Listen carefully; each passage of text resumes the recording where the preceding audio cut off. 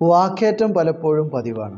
അത് ഭാര്യ ഭർത്താക്കന്മാർക്കിടയിൽ, സഹോദര സഹോദരിമാർക്കിടയിൽ, രണ്ട് സുഹൃത്തുക്കൾക്കിടയിലൊക്കെ നമ്മൾ കാണാറുണ്ട്. മുത്തുനബി സല്ലല്ലാഹു അലൈഹി വസല്ലം തങ്ങളുടെ സദസ്സിൽ രണ്ടുപേർ തമ്മിൽ വാക്കേറ്റം ഉണ്ടായപ്പോൾ അവിടുന്ന് പറഞ്ഞു, അഊദു ബില്ലാഹി മിനശ് ശൈത്താനിർ റജീം എന്നൊരാൾ പറഞ്ഞിരുന്നെങ്കിൽ ഇതൊക്കെ അവസാനിക്കുമായിരുന്നു എന്ന്.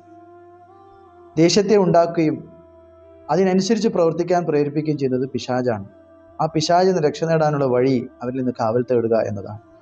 നിന്ന് ദേഷ്യം പിടിക്കുന്നവൻ ഇരിക്കട്ടെ എന്നും ഇരിക്കുന്നവൻ കിടക്കട്ടെ എന്നും അവിടുന്ന് പറഞ്ഞത് ഹദീസിൽ കാണാൻ സാധിക്കും. വൽ കാളിമീനൽ ഗൈള വൽ ആഫീന അനിൻ നാസ് വല്ലാഹു യുഹിബ്ബുൽ മുഹ്സിനീൻ. ദേഷ്യം വരുമ്പോൾ അത് കടിച്ചൊതുക്കി നിർത്തുകയും മാപ്പ് ചെയ്തു കൊടുക്കുകയും ചെയ്യുന്നവർ മുഹ്സിനീങ്ങൾ, അള്ളാഹുവിൻ്റെ അടുക്കൽ വലിയ ഗുണവാന്മാർ എന്ന പദവിയിൽ ഉൾപ്പെടുന്നതാണ്.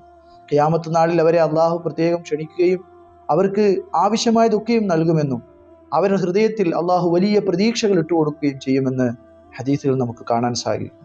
അള്ളാഹു അനുഗ്രഹിക്കട്ടെ.